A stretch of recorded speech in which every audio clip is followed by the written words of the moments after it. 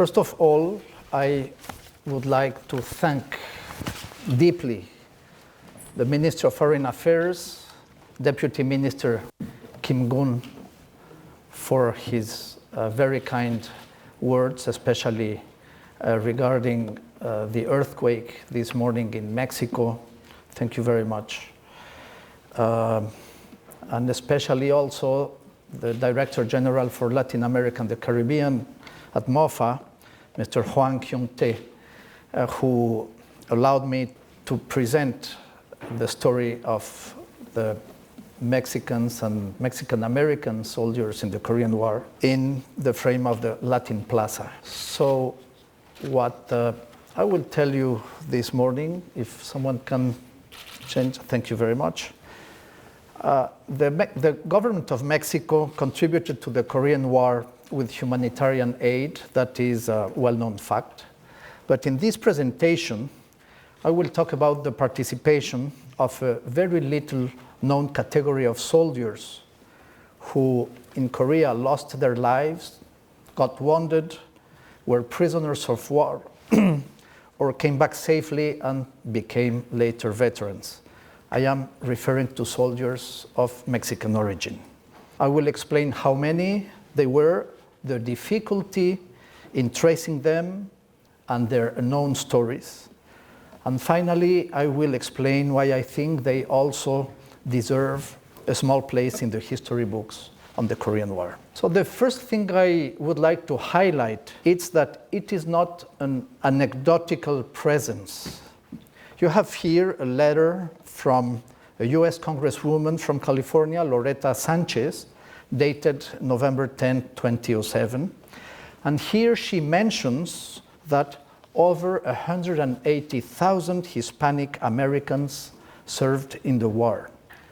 Hispanic is a term designating people coming from Spanish-speaking countries, obviously Spain and all Latin America. She mentions over 180,000, which is around 10% of all United States armed forces serving in theater in Korea. There is no comprehensive, complete research about this topic, not in Mexico nor in the United States. Some books have been published, excellent research has been done, but again, not comprehensive. We don't have yet detailed data, which is very difficult to obtain. To starting with, soldiers were registered by ethnicity at the time, and Mexicans were mostly registered as white. Only their individual registration sheets stored at the archives of the Department of Defense in Washington, D.C. mention their birthplace.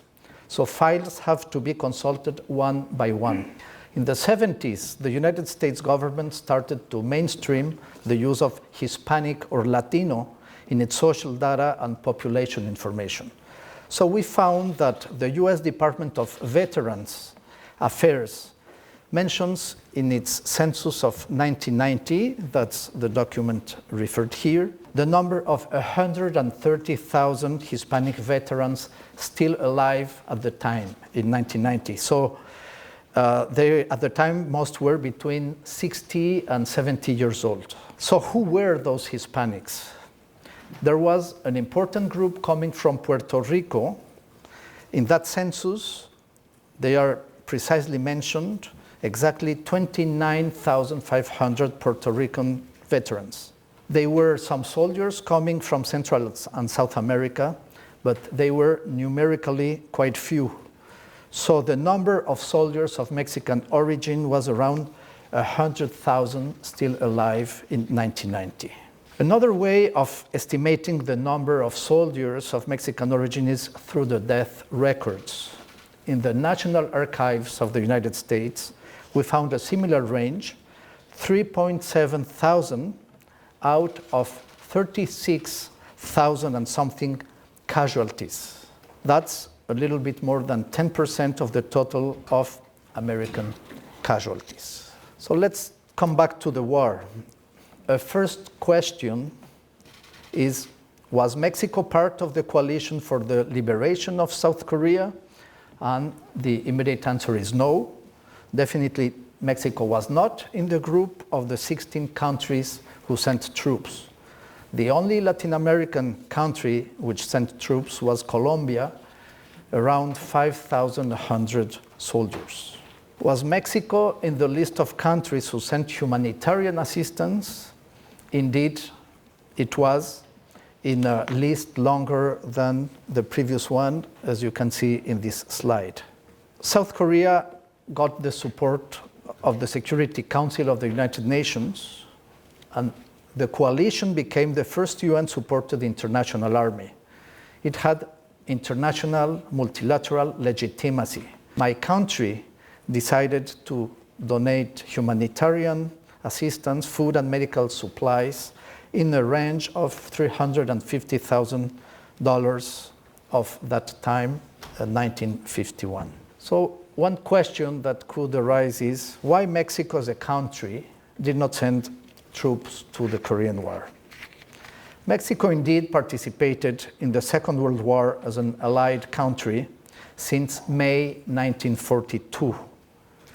We sent an airplane squadron to the Pacific, the Squadron 201. But at the end of the war, the rivalry between the US and the Soviet Union started what is known as the Cold War, and the division of Europe and part of the world in two camps, including, of course, Korea. Mexico did not want to be dragged in the Cold War and believed in non-alignment and neutrality.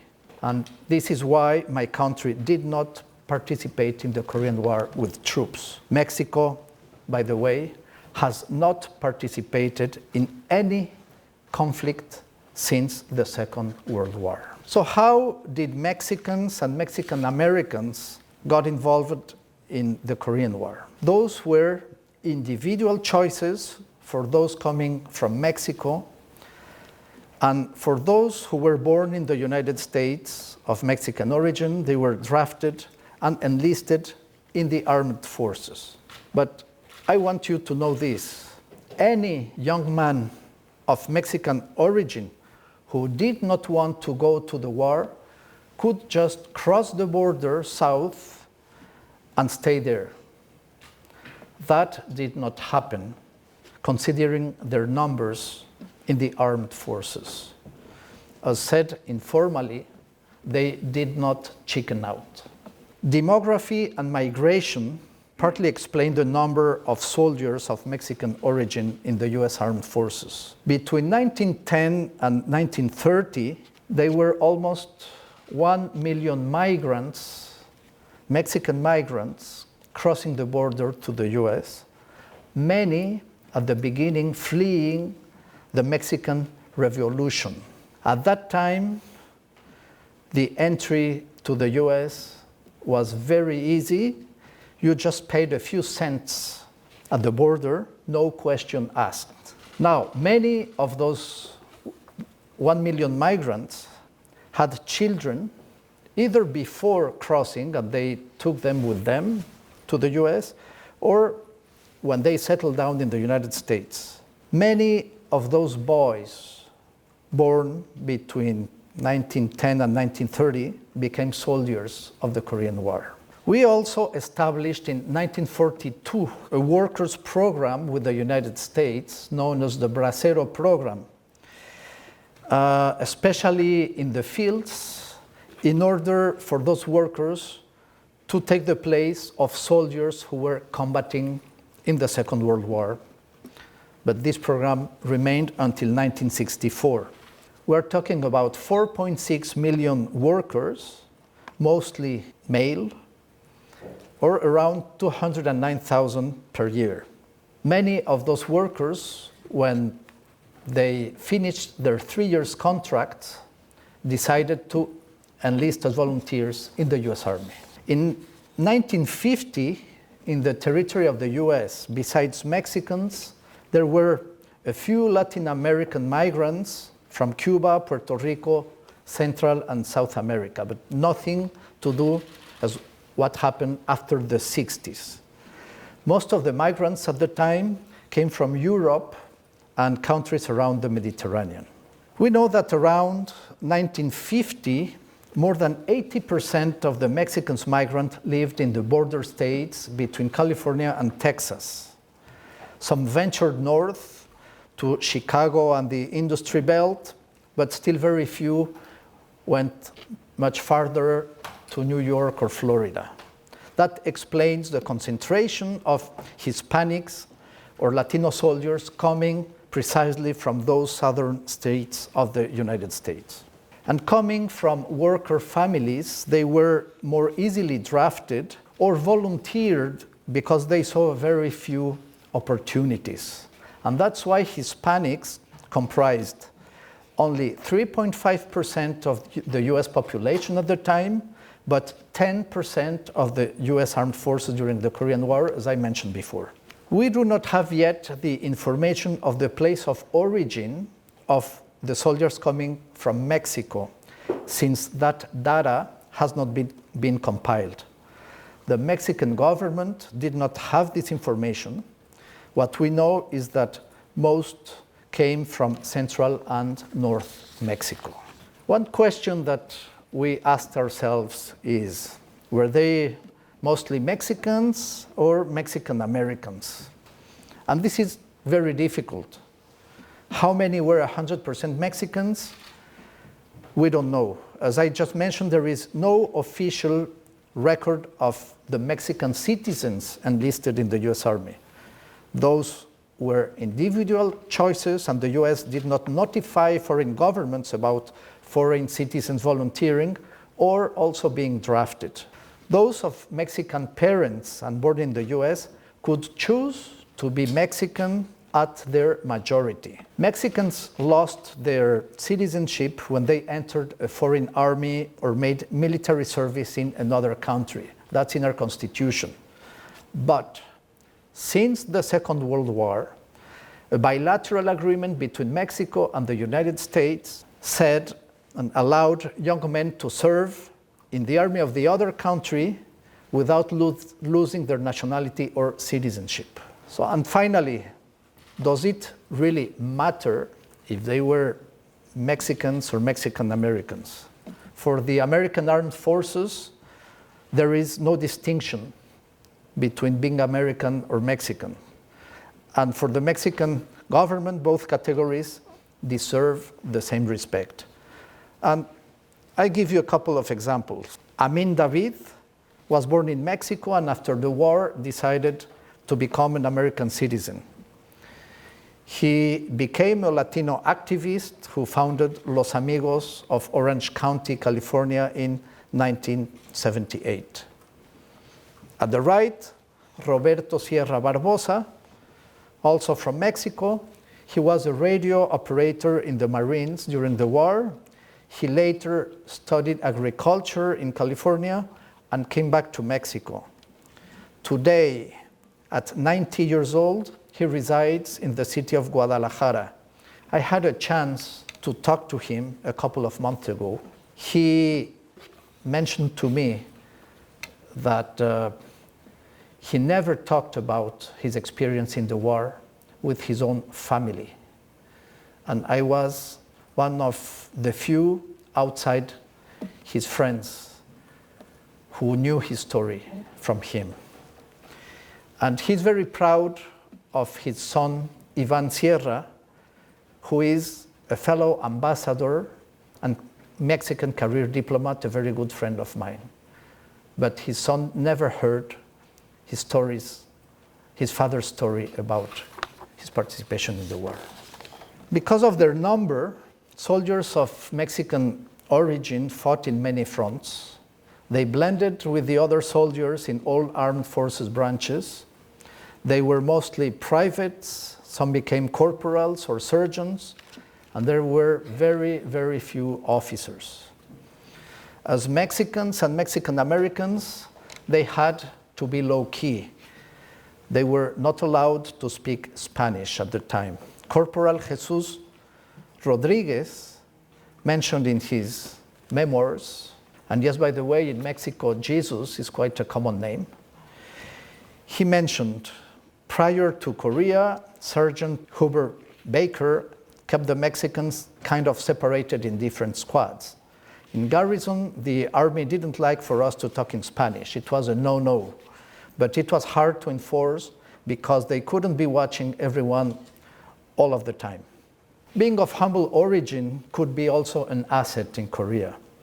They were disciplined and did not falter in front of danger. Jesus Rodriguez was 17 when he volunteered in Los Angeles. He was then a shoe shine at the time. And he wrote, "I used to pray a lot. Another thing that helped me was that I was street smart from before going into the service. On the streets, I learned how to fight. Something else that helped me survive Korea was that going hungry wasn't new to me and didn't hurt me."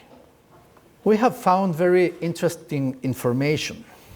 3 days after the beginning of the war, on June 28, 1950, an American bomber made a reconnaissance flight over Korea and disappeared in the Yellow Sea, close to Jindo Island.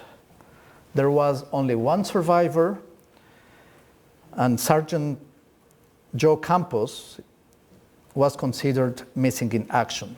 He was born in Arizona in 1932 of Mexican parents. It took nearly 3 years for his remains to be found and identified, so he could receive a proper burial. Joe Campos with his mates were the first foreign casualties of the war. A few days later, on July 5, 1950, the US Army confronted North Korean troops in Osan, now known as the Osan Battle. Unfortunately, there were 20 soldiers killed in action, 130 wounded or missing, and around 36 captured. Today, it is acknowledged that those were the first American casualties in battle. Among the first prisoners of war was Florentino Gonzalez, born in 1928 in Chicago, Illinois, from Mexican parents. Florentino Gonzalez was forced to march in Seoul for North Korean propaganda purposes, and you can see those very unusual and interesting pictures to the right of those prisoners of war marching with propaganda. And one of those guys in the right is precisely Florentino Gonzalez. He hopefully survived the war. We also found only a few weeks ago a testimony about an all-Mexican squad. If we consider the large number of Mexican-American soldiers, there must have been, indeed, several squads or platoons composed by Mexicans and Mexican-Americans. In this particular case reported, a squad from the A Company of the 35th Regimental Combat Team of the 25th Division. And it's, again, Corporal Jesus Rodriguez who mentioned this in his memoirs. He wrote, "Once we got in Korea, the Mexican squad had something going. Sergeant Baker's all-Mexican squad was moving and doing it right. Most were anonymous soldiers, but some were distinguished. Here are two examples. Eugenio Eugene Obregon lost his life saving several comrades at the beginning of the war. Because of his heroic act, there is a school in California and a ship from the US Navy with his name. General Richard Cavazos, he distinguished himself in Korea and Vietnam and was the first Mexican-American 4-star general in the US Army. He became the head of the US Army Forces Command. He died in 2017 in San Antonio, Texas. He was very much esteemed by generations of professional soldiers and officers. General Robert Abrams, commander of the United States Forces Korea and the United Nations Command, told me a couple of months ago that he knew very well General Cavazos and he considered he considers him one of his most important mentors, someone he admired a lot. Lyndon B Johnson, the successor of President J.F. Kennedy, wrote a prologue to an authoritative book about the Mexican-American contributions to the Second World War and the Korean War. And he said, "The American soldiers of Mexican origin served with distinction. They fought courageously. They gave their lives, when need be, valiantly." So many received the highest armed forces awards and decorations, as you can see in the list to the left. There are a few books about the story of the soldiers I am depicting to you. Historians dig up facts and make us see history from different and new perspective, like archaeologists do. For instance, we know more today about the Goryeo dynasty and society through archaeological evidence and scientific interpretation than what we knew about the Goryeos 500 years ago. Time is bringing new lights on several facts considered not very important at the time of the Korean War. One is the contribution of several ethnicities within the US Army, and it is not only about those of Mexican origin. There is a wonderful story about the recognitions of the Borinquineers as the Puerto Rican regiment named itself. This is the 65th All Puerto Rican Infantry Regiment that was established in 1899 and which fought in several wars within the US Armed Forces, including, of course, Korea. But it was an award-winning documentary from the year 2007 that triggered many emotions and made them known to the general public, and the remaining veterans were then recognized. There is also the very interesting case of the Navajo Indians who served during the Second World War and the Korean War as radio operators and code talkers. Now their story is known, and just a few weeks ago it was very interesting to read in the Korean newspapers that the Korean government announced that it was sending 10,000 face masks and hand sanitizers to the Navajo veterans from the Korean War. There must be a lot of dramatic and fascinating stories of Mexican and Mexican-American veterans waiting to be told and revalued in Korea, in the United States, and especially in my country, Mexico.